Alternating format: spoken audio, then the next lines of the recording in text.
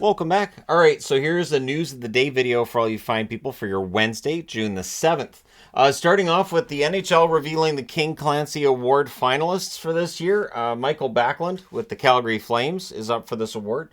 Anders Lee of the New York Islanders, and Darnell Nurse of the Edmonton Oilers. So this is an award given for leadership on and off the ice. Very often these are players who do a lot for charity, raise a lot of money, and so it's an award that's absolutely fantastic by me. Those are your three finalists. Any of the three would be worthy and deserving. I'm wearing Islanders because we've also got some Islanders stuff to talk about. So we'll see who wins that. But yesterday, Lou Lamoriello had a press conference, and there wasn't really much that comes out of that other than Lambert will be back behind the bench. So there was some speculation because Lambert wasn't going to be at this about what was Lambert's status. Now he'll be back. Lou's coming back as well. And he wants to re-sign the veterans. The one that gets mentioned in here that's important is Engvall. Engvall had a really good run with the Islanders after getting there. And so, yeah, and I'm wearing the stadium jersey from years back because they're in a stadium game. And we'll see if the stadium jersey ends up looking similar to this or what kind of direction they go in. The Islanders have made a lot of interesting decisions when it comes to third jerseys, stadium jerseys, and the like. So we'll see what they do. But yeah, so the Islanders looking to keep things pretty much together on that roster going into next year, and then we can have the debate about how much that may or may not work, and that's a whole debate we have with the Islanders regularly. The LA Kings have extended Gavrikov, so there were rumors out there that was going to be $6 million or $7 million a year. It's a 2-year deal for $5.875 million per season. That's reasonable. Gavrikov's a very good shutdown defenseman.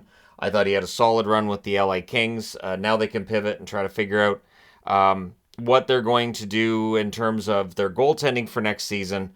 Gavrikov really does help to solidify that blue line. I like Gavrikov quite a bit. I have for some time, and I think the Kings made the right move here. I've seen some complaints that the contract's going to be too much money, but again, I think it's fine. I always look at a team's salary structure, and if it works with the salary structure, I think it's fine. And in the Kings' case, yeah, it's fine. So we have an extra day off for the Stanley Cup final today, and that's where you get into the conversation of, so does this help Florida? They come home, they have one extra day to, get their heads on right. Does this favor Vegas? They get an extra day to rest and really focus in on closing out this series. Either way, Gudas is expected to play in tomorrow's game. So Radko should be back, which is huge for Florida if that's the case. Without him in the lineup, it really fundamentally changes that blue line. And it all of a sudden looks kind of weak. And I'm not saying that because Casey Fitzgerald isn't that good or anything, because I think Casey Fitzgerald's fine and a capable defenseman. But just you're in the Stanley Cup final, that top six should look fantastic. And without Gudas, it definitely is missing something there for Florida. So we'll see, A, whether or not he does play that game, and B, how much. He was hurt going into the last game before the injury that took him out of the rest of the game. We'll see how he is. Also, on the heels of trading Provorov, immediately there was discussion of Hart.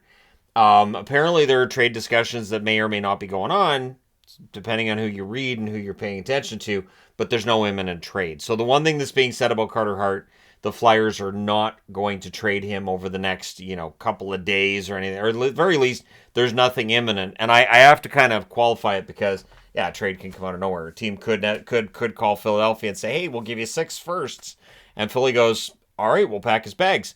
But at any rate, Carter Hart right now is a Flyer. They're at the very least deciding on what they're going to do. But let me know your thoughts. What should they get for Carter Hart? And should they trade Carter Hart? Should they not trade him? Again, as I mentioned in the goalie video that I did today, they kind of have a crowded net. So they could go with Ersson. They could go with Sandstrom. They could try to, get Peterson's game back together and move Hart if this is going to be a team that next year isn't very good either. Now, if they're going to try to, turn this around and get things going, then you need to get that starting goaltender to replace Hart that's really going to work for that. But let me know what you guys think in the comment section below. Who's going to be the starter for the Flyers in October? Don't forget to hit like and subscribe if you're browsing your way through. You just happened upon this video. And hey, thank you guys so much for watching, for all your support. I will talk to you again soon.